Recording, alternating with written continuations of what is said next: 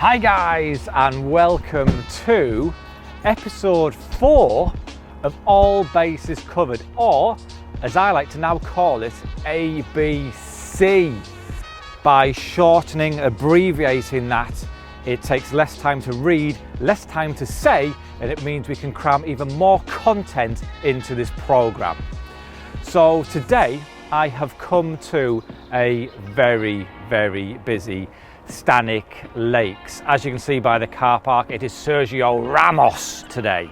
So the plan for today is to try and escape the crowds. Hopefully there's going to be a few quiet areas of the lake, and hopefully there'll be a few stalking opportunities, and that is the topic I'd like to cover in this episode.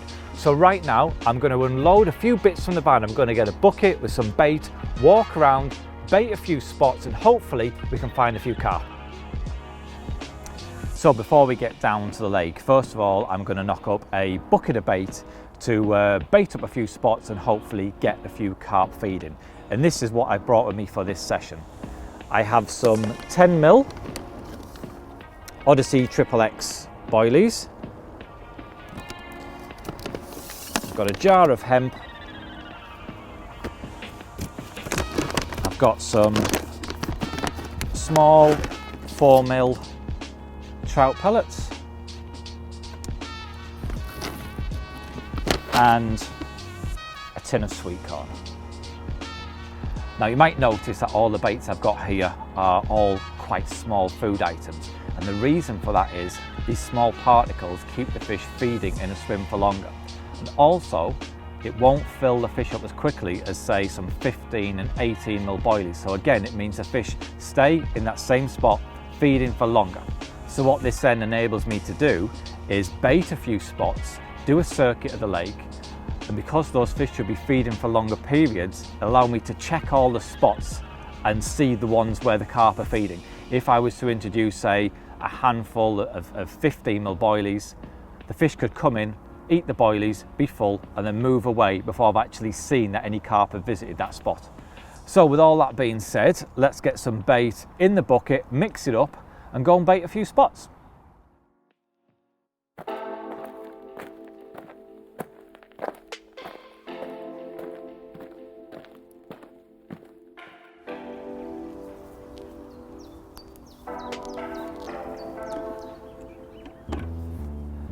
Now when we're talking about stalking, we're talking about fishing at close quarters where you can see the fish or see signs of the fish, and these are the sort of areas I'm looking for. Areas where there's plenty of cover for the fish.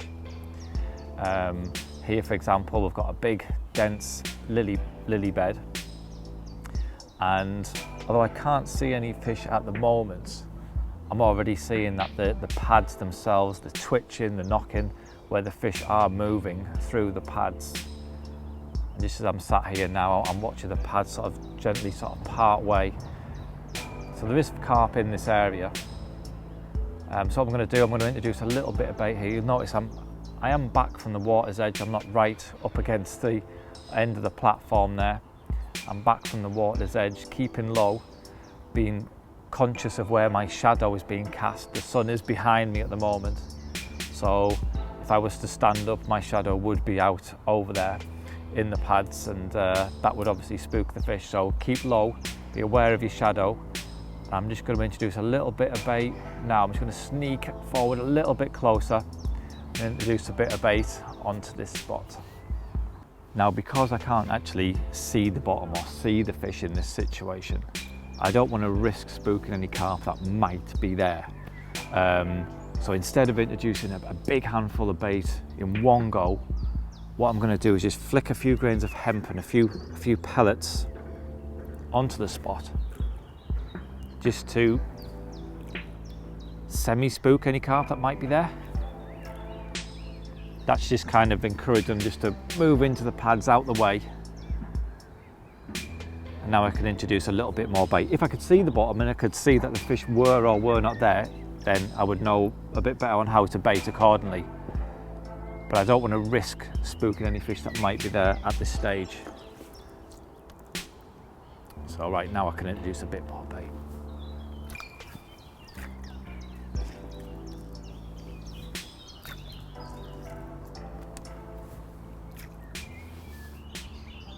There. Okay, let's go and check out some new spots.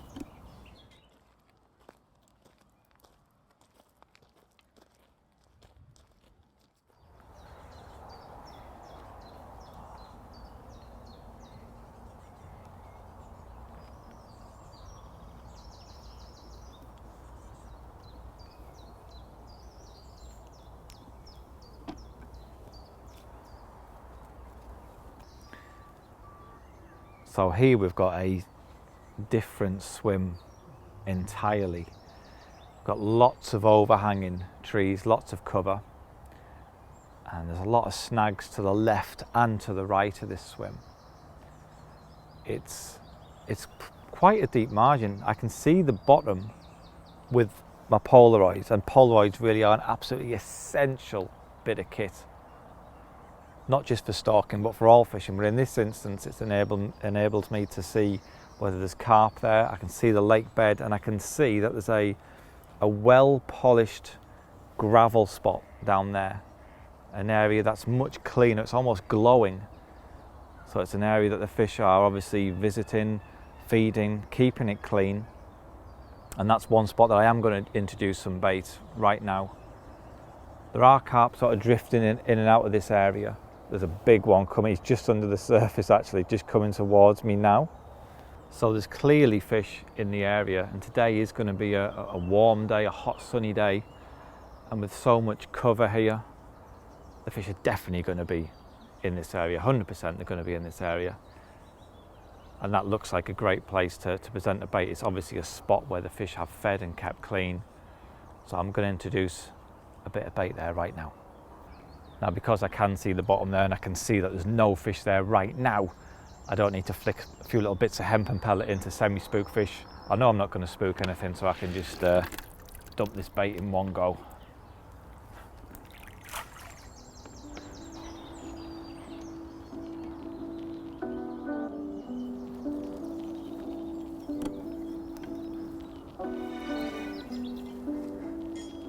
So here's another great example of a stalking swim. We've got these reeds here to left and to the right. It's quite shallow water there as well. I can see the bottom. It's probably only about 2.5 feet deep. But I think a lot of people are put off by the shallow water. But as long as there's enough water to cover the carp's back, they'll happily visit these areas. Especially on a day like this. We've got a bright sunny day.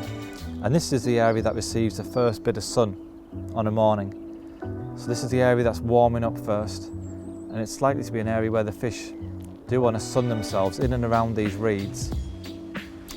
I can see the bottom, it's all pretty clean out there. There's a few little patches of weed, but there's also quite a few clear areas. There's a fish just cruising in front of them reeds now. I'm just sort of tucking myself into the tree so I don't spook him. He's only about 10 foot in front of me. Yeah, this is definitely a place I want to introduce a bit of bait for sure. He's still there now. I'll just wait for him to move, and I'm going to put a bit of bait on that spot. There, he's just gone past. Well, I think we've got the green light now to put a bit of bait in. Just check, move a little bit closer. Yeah, he's just going to the right now.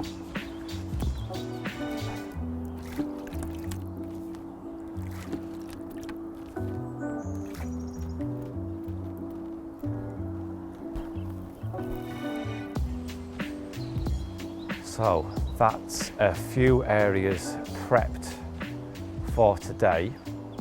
So now I'm going to head back to the van and get some kit, and hopefully I'll be able to find a few fish feeding on some of the spots.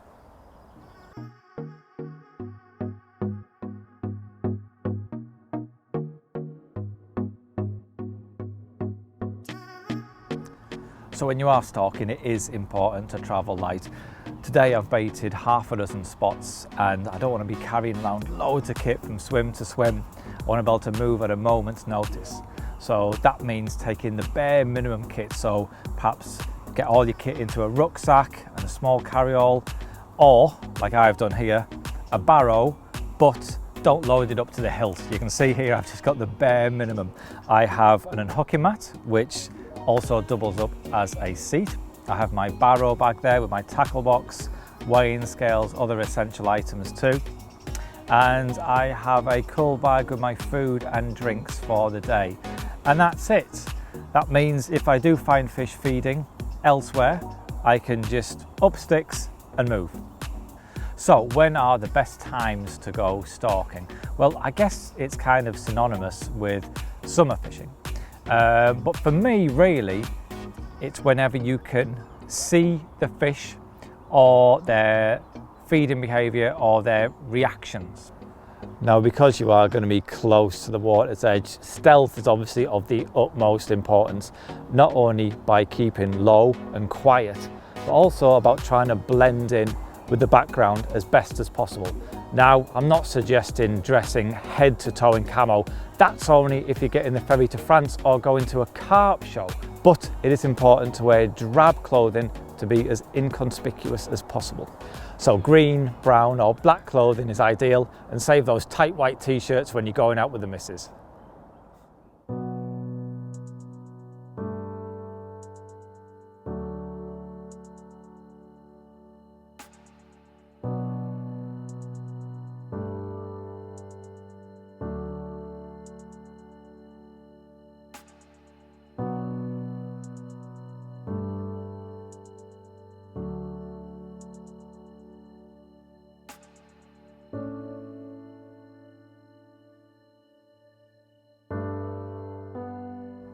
Now, one mistake I see so many people doing is strike at liners.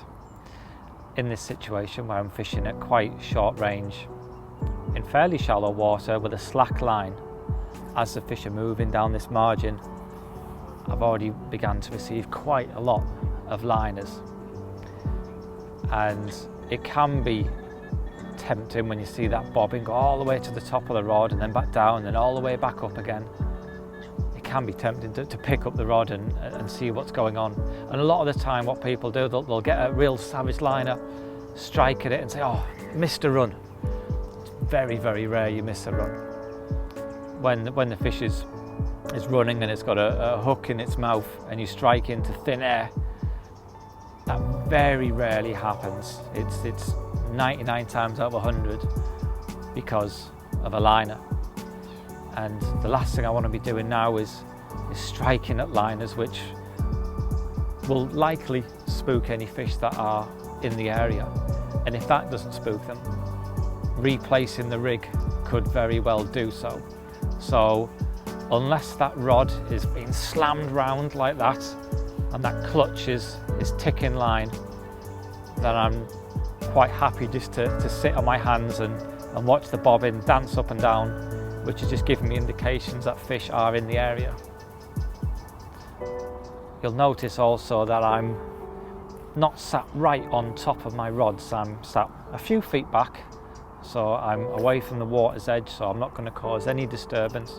The fish have been coming just in front of this tree that's in the margin here, so I don't want to be sat right by the water's edge, because that could obviously spook them. But at the same time, there is a few snags down this margin to my left and to the right, so I need to be on the rod quick. So it's about having a happy balance of sat back so you don't spook the fish, but being able to get to the rod quickly to prevent the fish from getting in any snags.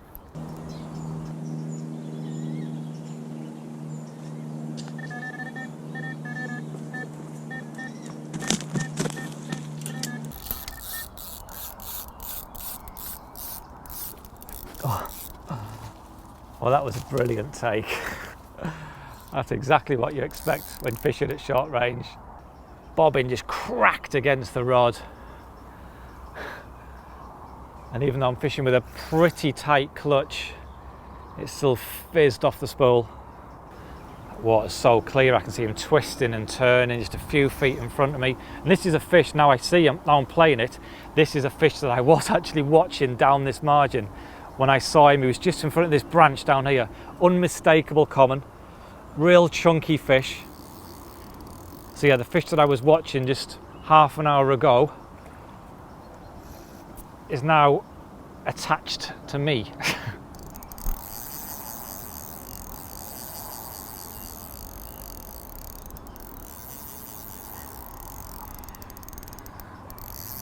Doesn't like you, does he?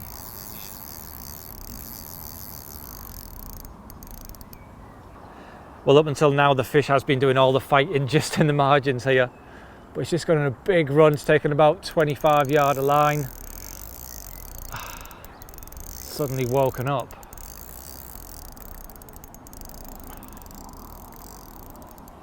That is a really nice common. Just keep his head up now. Keep his head up now.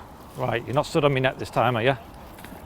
Get in that net. Get in that net. Yes! That's a really nice fish. That is a really nice fish. That's what we wanted. Get away from that tree.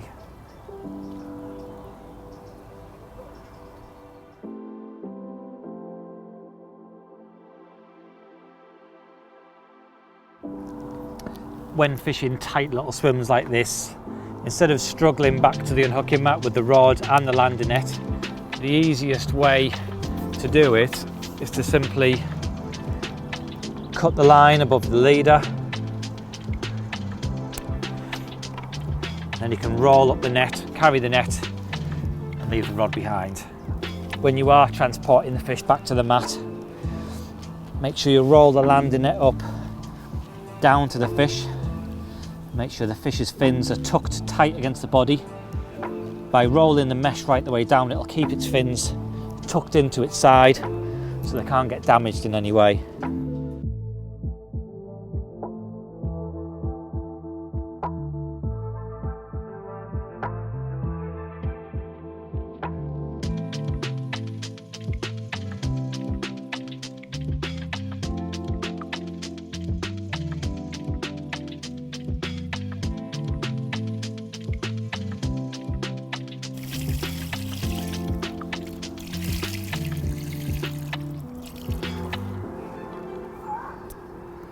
So here we are, this is the result of half an hour's angling after 1 hour of trickling in bait on a spot.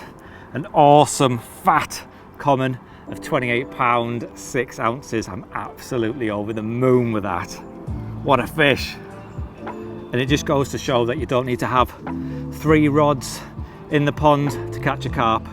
Just 1 rod, keep him mobile, and we've got a fish like this.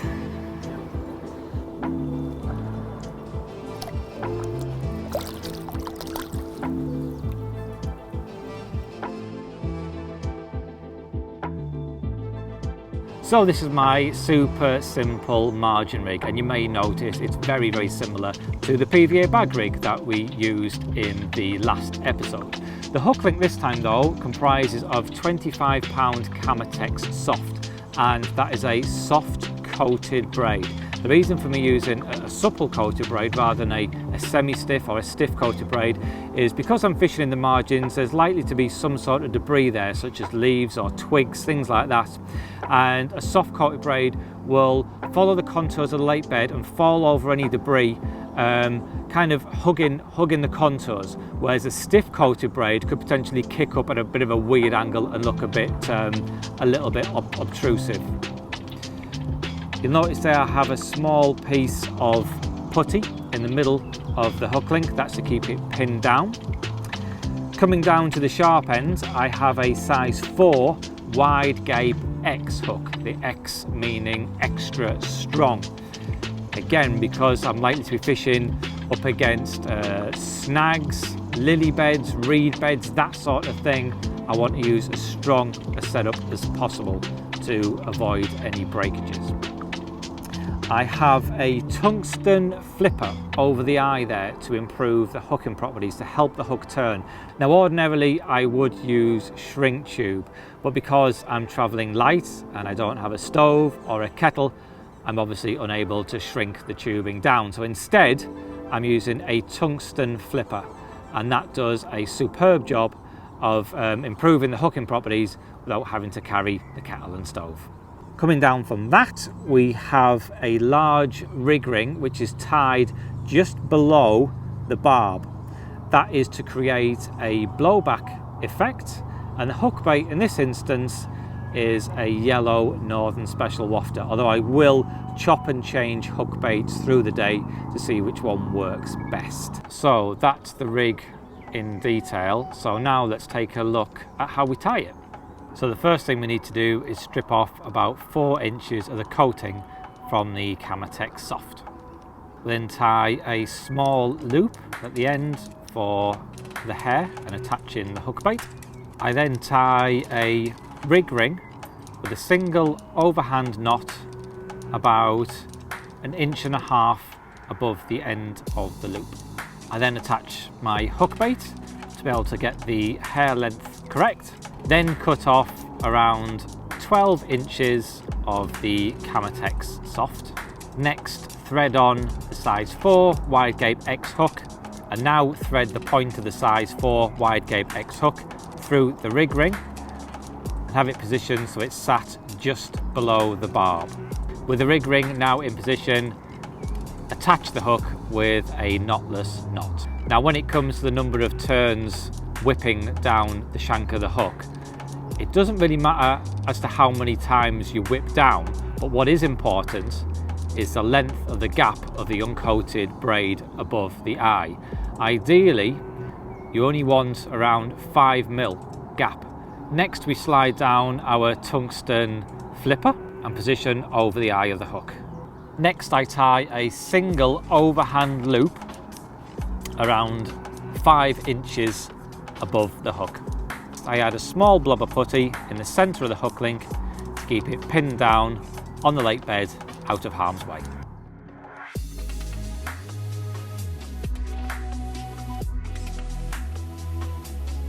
Now ordinarily I am not a fan of fishing with super slack lines.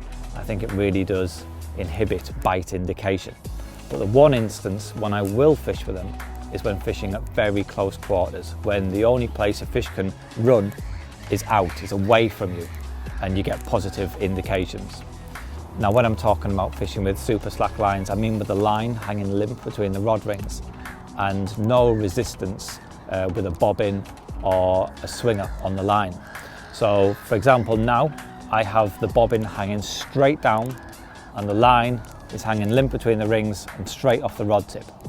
That way, the main line itself is under no resistance, no tension, and is free to lay across the lake bed and hug all the contours along the lake bed and keep it out of harm's way so it doesn't come into contact with the fish's fins or the flanks, which may spook them.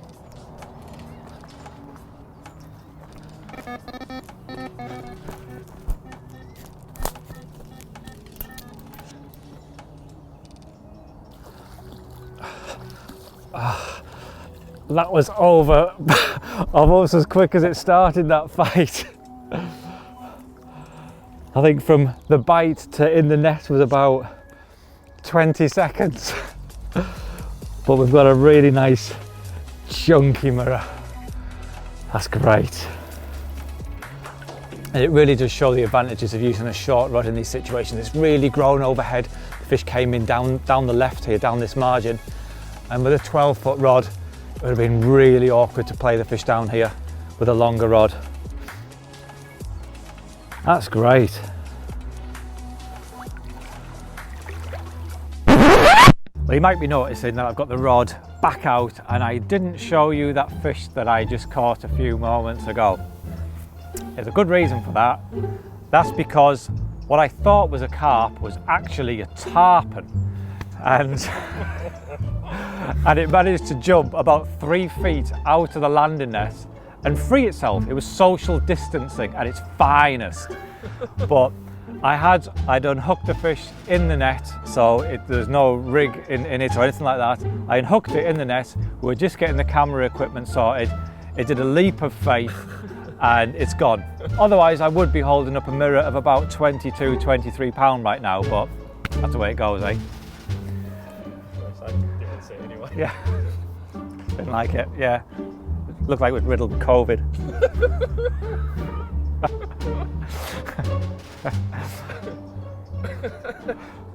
So there's a very important lesson here when you are stalking, or any fishing for that matter.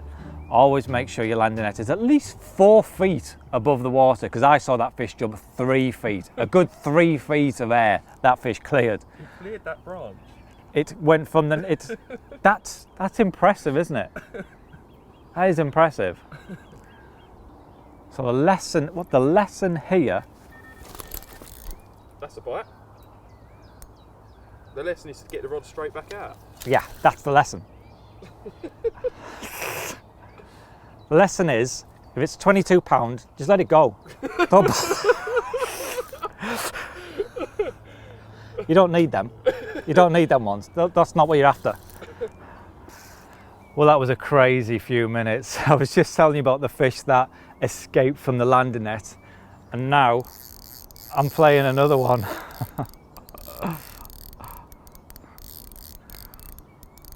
Hopefully this one will end up in the net and stay in the net long enough for us to have a look at it.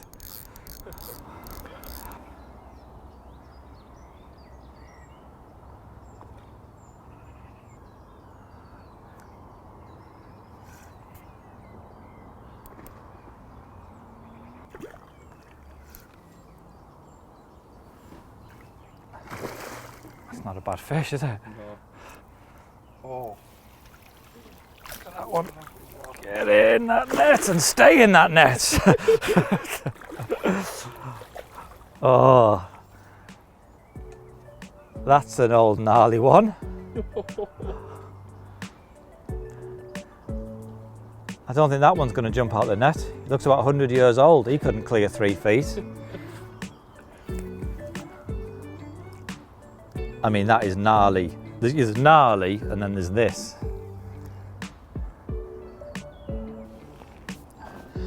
Well, I think that's what you call gnarly. It looks truly prehistoric, I think. We've got a jet black old warrior that was caught just by dropping a little wafter hook bait in the edge. It's baited with some mixed hemp, corn, pellets and a few 10mm boilies as well.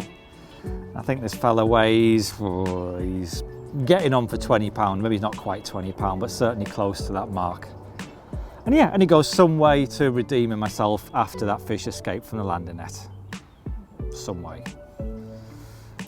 Right, it's time to let this old fossil go.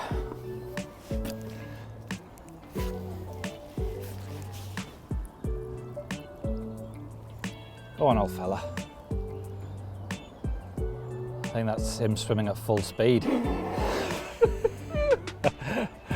He'll drop dead if it goes any faster. So we've already talked about the rig, but let me show you the full setup I'm using in more detail.